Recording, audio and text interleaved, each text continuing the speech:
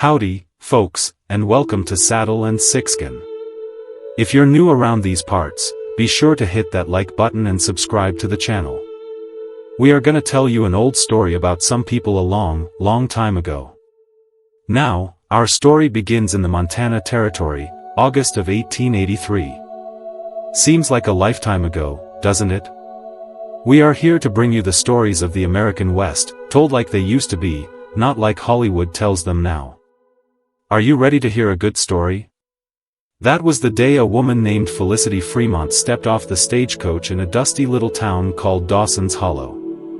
Now, the sky that day was the color of an old bruise, and the air hung heavy with the smell of dust and a promise of rain. Felicity didn't have much with her, just one worn-out carpet bag, a letter that had seen better days, and two little children, a boy and a girl, clinging to her skirts, their eyes wide and uncertain. Felicity was only 23 years old, but she'd already been widowed twice. She was tired, bone-tired, in a way that echoed with every step she took. Does this sound familiar?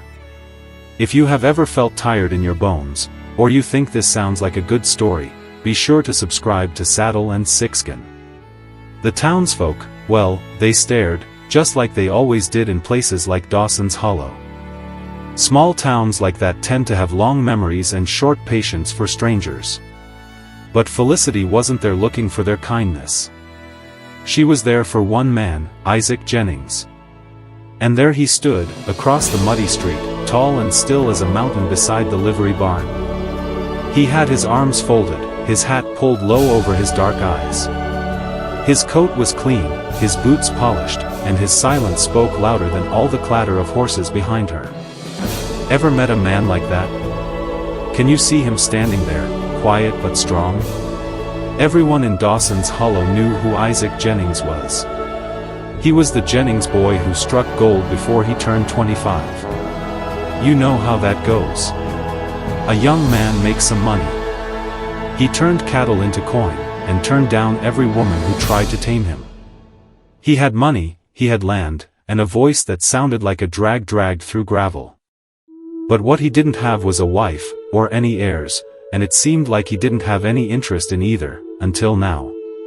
Do you think it will change? Like this channel and subscribe if you think Isaac Jennings will change. Felicity took a deep breath, squared her shoulders, and looked Isaac dead in the eye.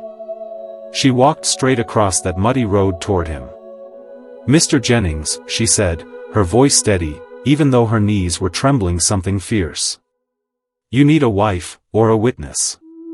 The silence that followed seemed to stretch longer than it should have.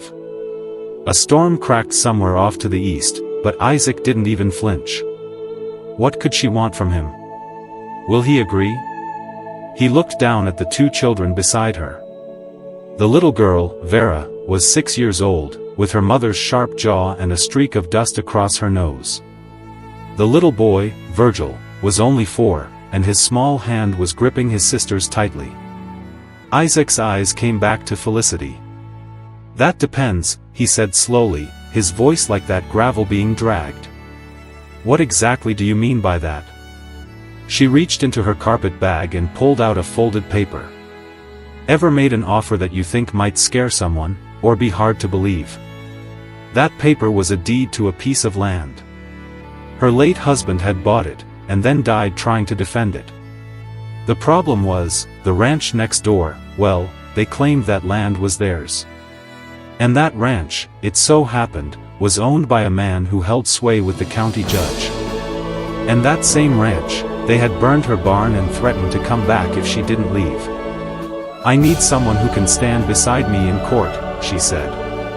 If you are enjoying this, and like it when the woman is strong and smart, be sure to like and subscribe to Saddle and Sixskin. "They won't listen to a woman," she continued.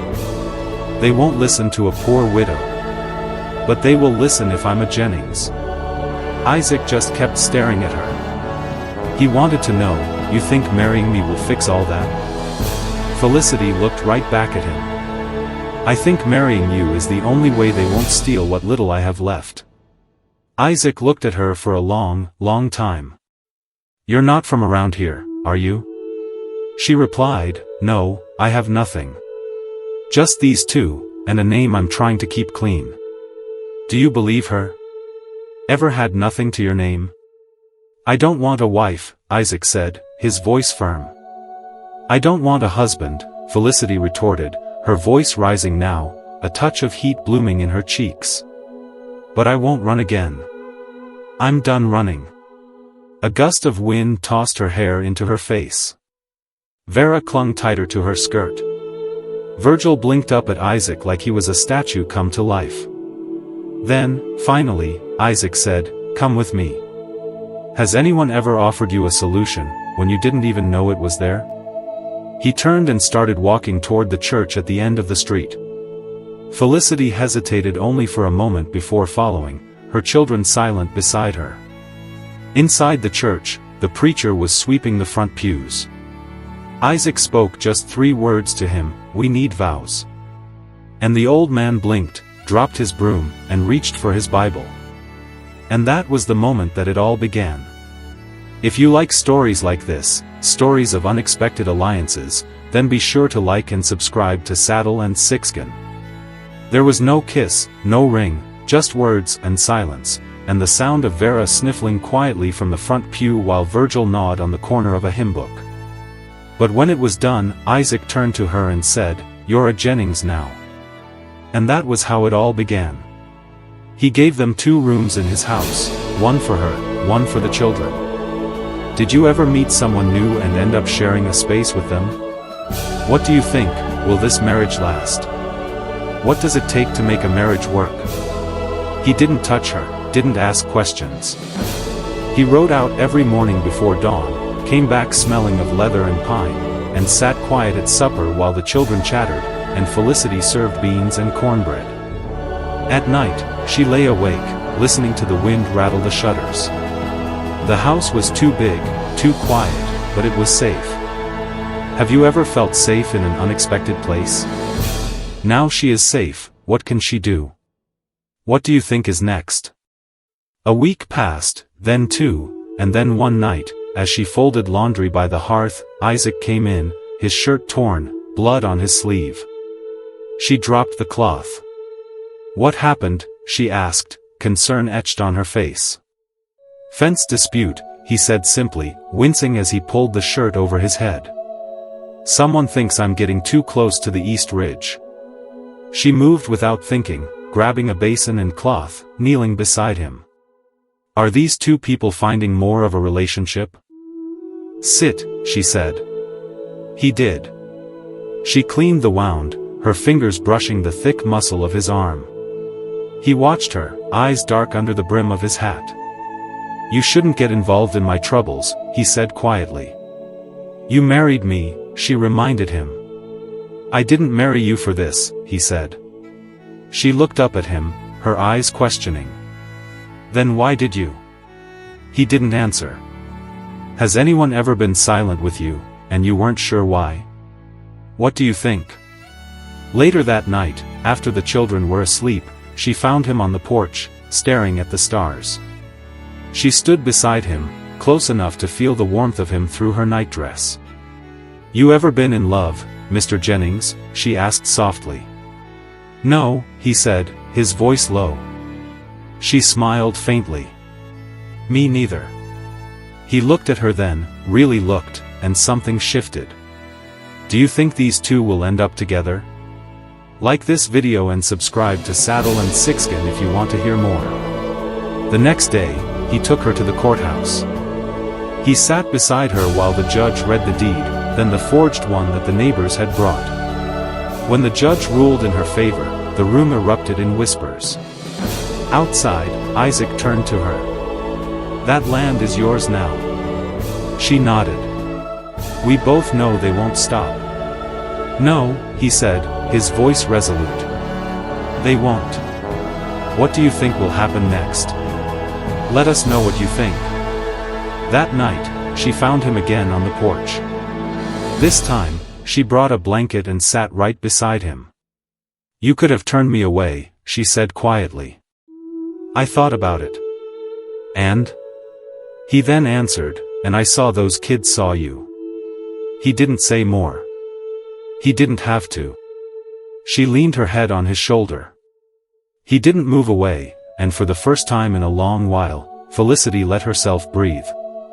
If you have a story about finding comfort in a person or a place, let us know. We want to hear your stories as well. It wasn't love, not yet, but it was something. Something steady, something warm, and it was theirs. By early September, the cottonwoods along the creek behind the Jennings ranch had begun to yellow at the edges, and the mornings carried a bite that warned of snow waiting somewhere beyond the ridgeline.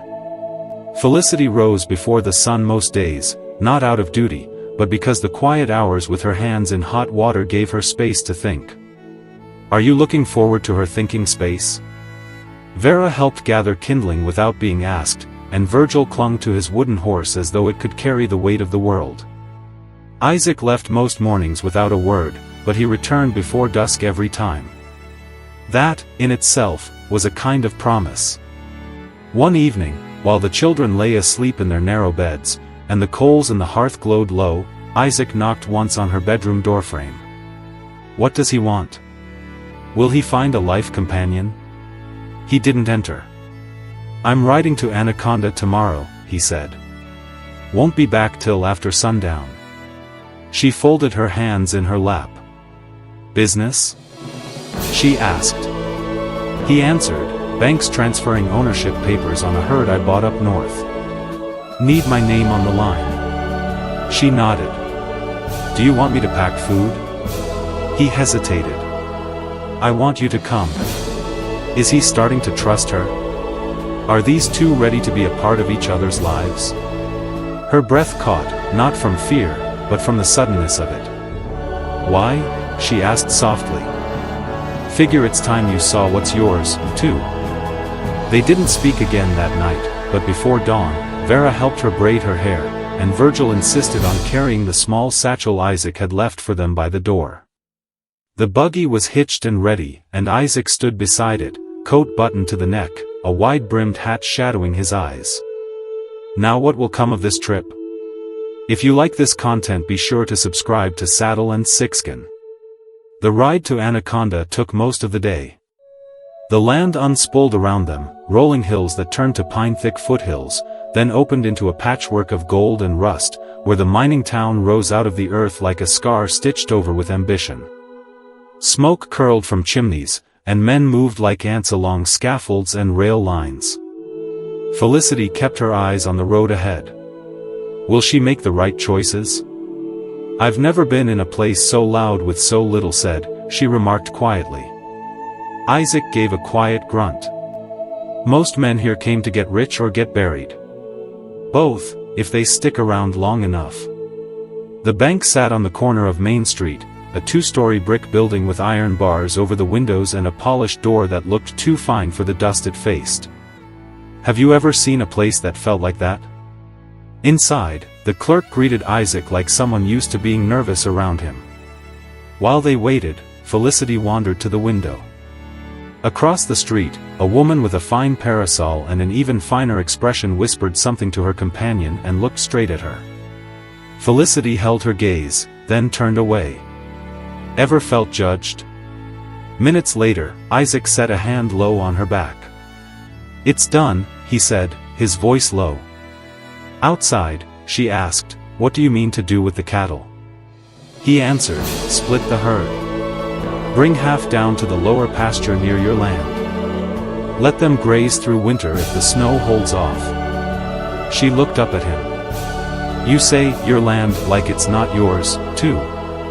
He had to answer, it's in your name. That's not the same. What does it mean to have something in your name? What are the benefits, and the challenges? He didn't answer. Instead, he helped her into the wagon, his hands steady at her waist, lingering just a second longer than they needed to. Her heart beat faster, for reasons that had nothing to do with the ride home. They stopped once on the way back, near a patch of aspens where the leaves shivered like coins. Are they ready to be more honest with each other? Do you believe in second chances? If you think everyone deserves a second chance, be sure to like and subscribe to Saddle and Sixskin. She laid out bread and cold ham, and the children chased each other in wide, clumsy circles. Isaac leaned against a tree and watched them. "Vera's sharper than most grown men I know," he said quietly. She answered, "She's had to be." He looked at her then, not like he had before, not with that guarded sort of distance, but with something quieter, more knowing. "You kept them fed, safe. What did she give up to do that?" "Somehow, I didn't see another choice," she responded quietly. "You think anyone who survived had more than that?" He didn't answer. The wind stirred her skirt, and the sun slipped behind a cloud, briefly dimming the world. That night, as they returned to the ranch, Virgil, long since asleep on the seat between them, Isaac spoke without turning his head. "Has your perspective ever changed in a moment?" "I didn't marry you for your trouble," he said, his voice low. "But I'm not walking away from it, either." She looked at him, her throat tight. "And what about the rest of it?" she asked softly. He paused, considering his words carefully. "You talking about the part where we share a name but not a life?" She replied, "I'm talking about the part where maybe I want more than silence in separate rooms." "Is she brave enough?" He didn't speak right away. Then he said, "I never figured myself for someone who deserved more than silence." The wagon rolled on, wheels crunching over the gravel path. She didn't push. He'd said what he could. But later, as she tucked Vera in beneath the quilt she'd sewn from scraps back in Colorado, Isaac appeared in the doorway, holding a carved wooden box. "Does he believe in love? Do you? If you like stories like these, like and subscribe to Saddle and Sixskin for more." He placed it on the small table beside the hearth. "What is it?" she asked. "Belonged to my mother. She kept keepsakes in it, ribbons, letters, bits of lace. I thought maybe you'd want it, for things that matter." Felicity opened the lid. It smelled faintly of cedar and lavender. She looked up, and for the first time, Isaac didn't look away. He said, "Thank you. If you think he meant so much more than just those 2 words, then like and subscribe to Saddle and Sixskin." He nodded. "I'll see you in the morning." And just before he turned, his fingers brushed hers, a fleeting touch. Nothing more, but the quiet between them had changed. It held more than distance now. It held possibility. The first frost came overnight, unannounced, lacing the water pails with thin glass and turning the breath of cattle into slow clouds. What will happen next? Will they overcome the challenges in front of them? Felicity woke to the sound of boots on the porch and found a bucket of split wood stacked neatly beside the door. Not a word left with it, just care, quiet, and practical. She lit the stove and stirred cornmeal into a pot while Vera sat stitching a hem by the window. Virgil lay on his stomach in front of the hearth, drawing patterns in the ash with a stick. They were settled, not yet rooted, but something close. The knock came mid-morning. Not Isaac's, but louder, sharper. Felicity cracked the door. A man stood on the step, a long coat streaked with trail dust, a pistol holstered at his hip. His face looked like it had been carved by wind and tempered by whiskey. Behind him, 2 horses pawed the hard ground. Who is he? How does he fit into all of this? If you want to know more, be sure to like this video and subscribe to Saddle and Sixskin. "You Mrs. Jennings?" he asked, his voice rough. She didn't answer right away. "I'm not here for trouble," he added, eyeing the children through the gap in the door. "Name's Eli Run. I rode with Isaac back when the Bitterroot herd got taken by those Pike boys. Has anyone ever shown up from the past to affect your life? He around?" Eli asked. She replied, "He's out checking the north fence." Eli said, "I'll wait." She stepped aside. He didn't come in, just leaned against the porch post and pulled an apple from his coat pocket, biting into it like he had all the time in the world. "You can?" she asked. He answered, "No, but I owed him. And I pay my debts." He tossed the core into the dirt. "He sent word about that boundary survey. There was a letter from Helena, said the new lines being drawn before first snow. Does he bring good news or bad? Eli gave a single nod. That'll stir the hornets, he said.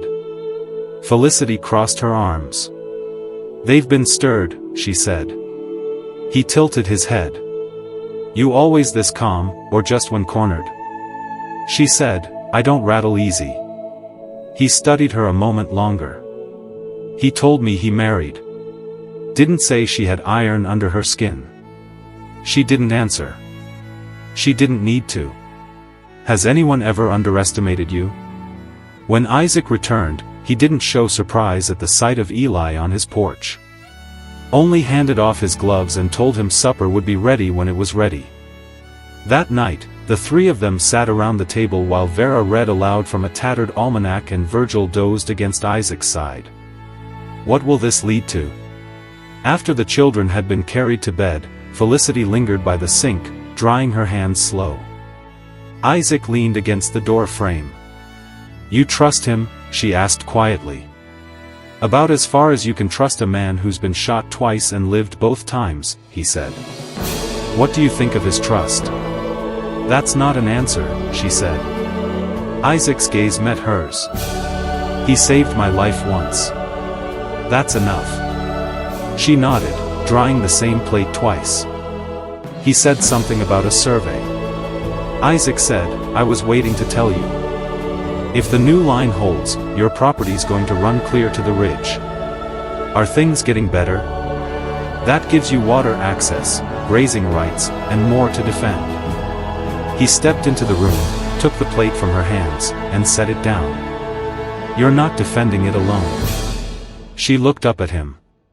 I don't know what this is between us, Isaac, but I'm not looking for a shadow to stand behind. She said, You're not behind me. Then where am I? He didn't answer right away. Instead, he reached out slowly and touched her wrist, his fingers warm and solid. You're beside me, he said. And I've never let anyone stand there before. Felicity's breath caught, but she didn't pull away. What do you think? Did she want him closer or more distant? If you have ever found love in an unexpected place, be sure to like and subscribe to Saddle and Sixskin. I'm not good at leaning on people, she said. He said, You don't have to lean. Just don't walk off. Outside, Eli's voice rose in song, tuneless and low. Somewhere in the fields, a coyote yipped once, then fell silent. Isaac's hand slid from her wrist to her palm.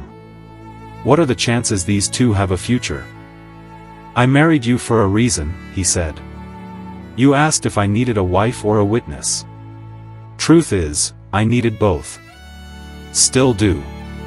She turned her hand, laced her fingers with his.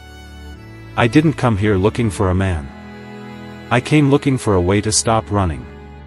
He stepped closer, the air between them warm despite the chill seeping through the window panes. Does their story sound familiar? Do you want to know what happens next? You found one, he said. That night, for the first time, she didn't close her door behind her. When he passed the children's room, he paused to tuck the quilt tighter around Virgil, then turned and followed her upstairs. No words, just the sound of stairs creaking under shared weight and the long exhale of two people who had stopped pretending they weren't hoping for more. This story will continue, if you just subscribe to Saddle and Sixskin. The ice on the pails would melt by noon. The wind would rise again. But in that room, with the door open and the fire banked low, something steady took root. Not rushed, not declared, simply there. By mid-October, the wind had grown restless, peeling leaves from the cottonwoods and driving the horses into the lower pasture before dusk. The days shortened with a kind of urgency, and the evenings arrived with long shadows and the smell of chimney smoke. What is the future for these two?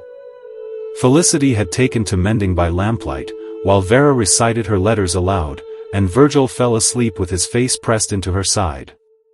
Isaac had started keeping a ledger open on the table after supper, scratching figures by firelight. He wrote with his left hand, the knuckles scarred and precise.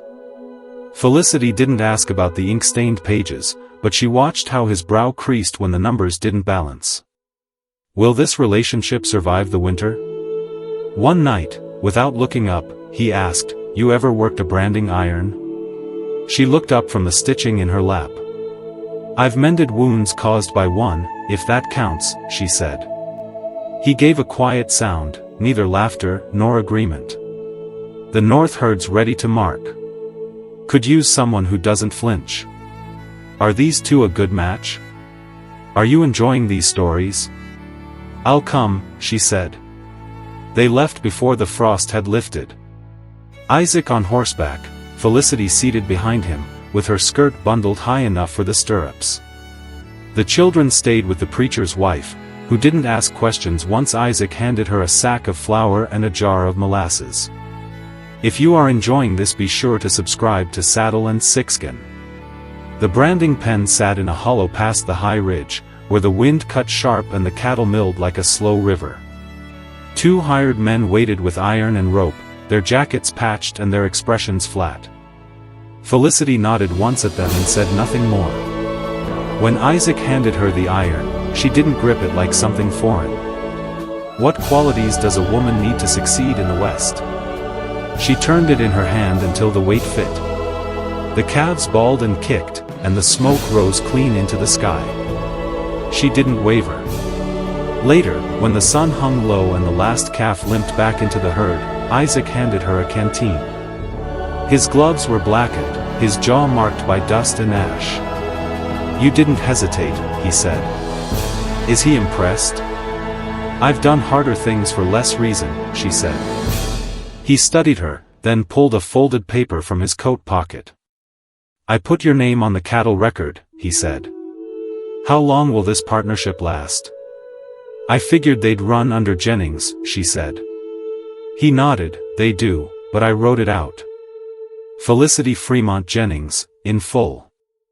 She stared at the paper, then at him. "Why?" He said, "Because a witness signs once. A wife signs again and again, every time something's built." Does he consider her a full partner?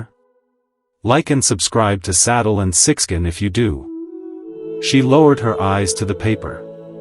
"That's not something most men would think to say," she said. He said, "I'm not most men." She said, "No. You're not." They rode back in silence. At the house, Vera rushed into her arms, her cheeks cold and bright. Virgil tugged at Isaac's coat until he was lifted high, boots swinging above the floorboards. How long can this new life last? What do you think, will this all work out for them? That night, as Felicity combed Vera's hair, the girl asked, "Did you ride far today?" Felicity said, "Far enough, but not so far I couldn't find my way back." Downstairs, Isaac stood at the window, watching the wind push across the fields. When she joined him, he didn't turn. "Eli left this morning," he said. "What does this mean?" "Didn't say where. Just left a coin on the porch rail," he said. Felicity folded her arms. "He strike you as the kind who leaves for good?" Isaac shook his head, answering, "No. But he won't come back unless there's a cause."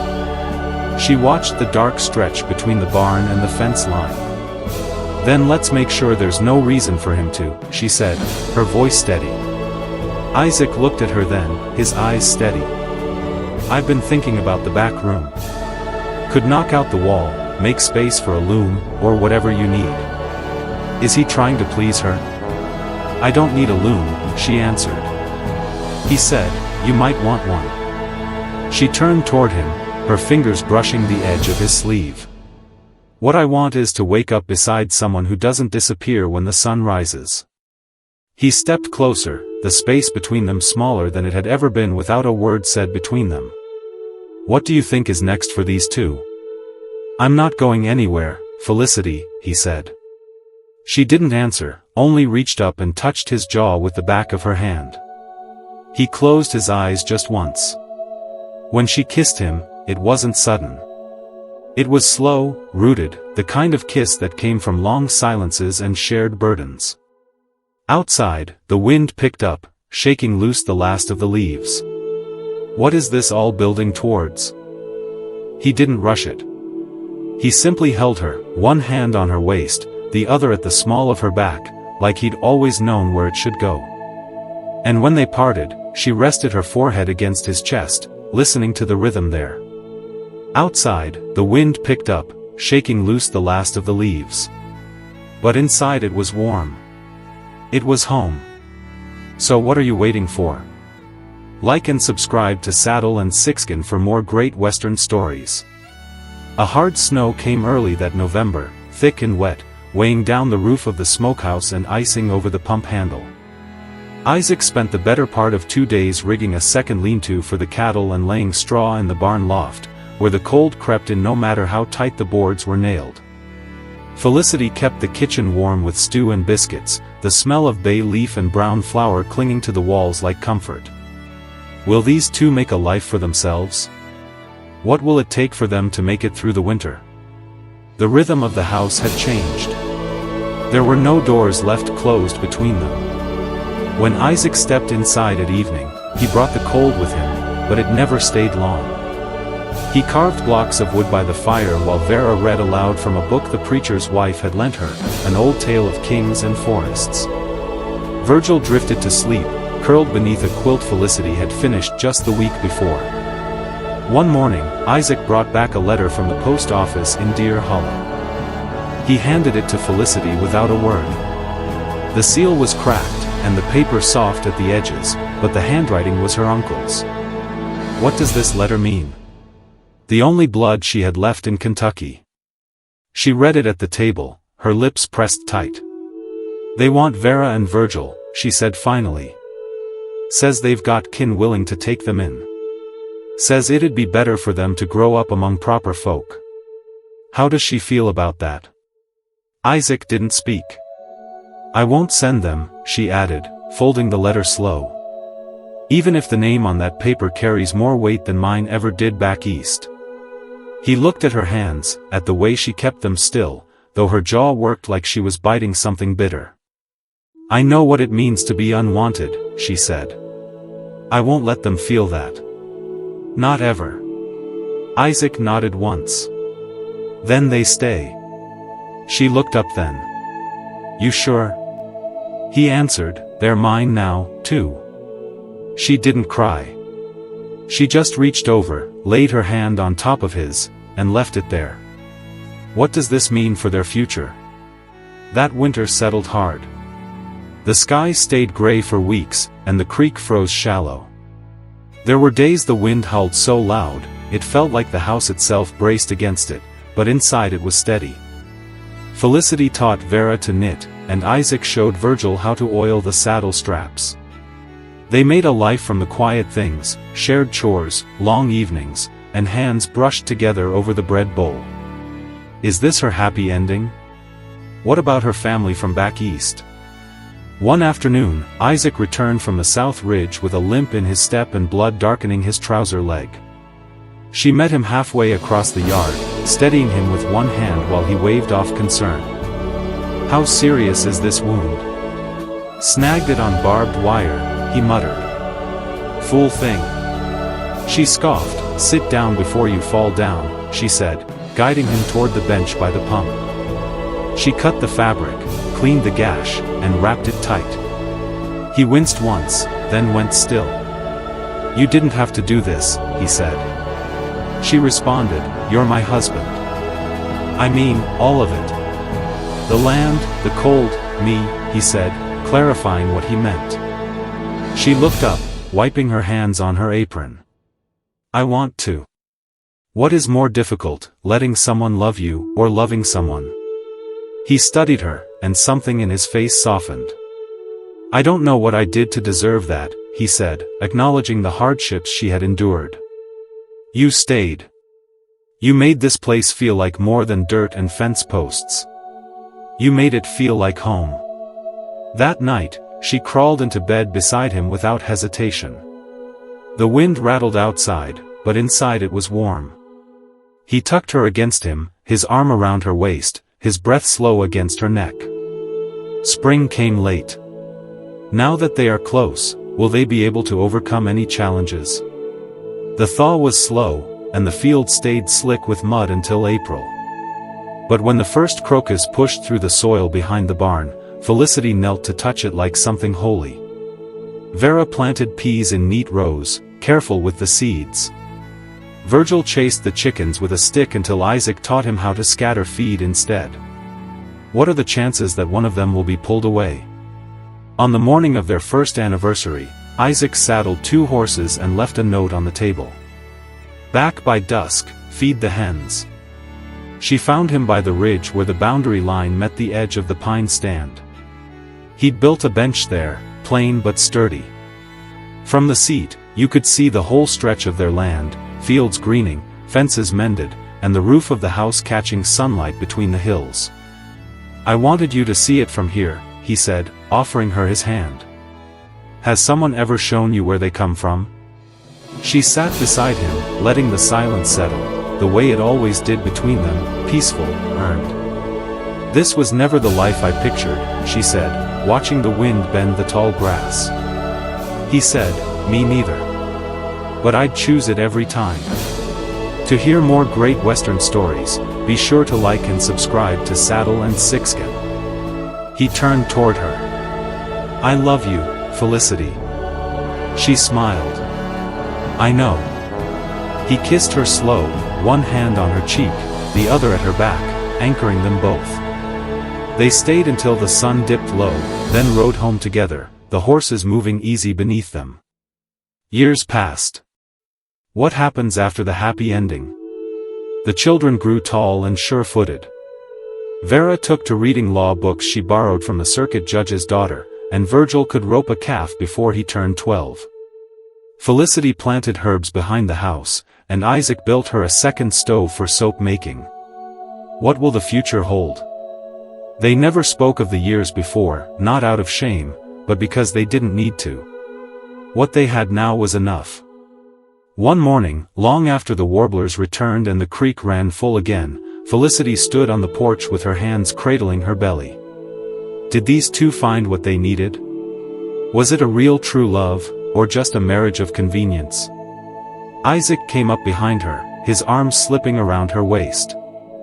"Boy or girl?" he asked, curiosity in his voice. She leaned back into him. "Doesn't matter," she said. He kissed her temple. "We'll love him just the same," he answered, and they would. Because some lives weren't built in grand moments, but in the quiet choosing of each other, over and over, day by day. And that's what they did, always. If you want more great stories, be sure to subscribe to Saddle and Sixskin.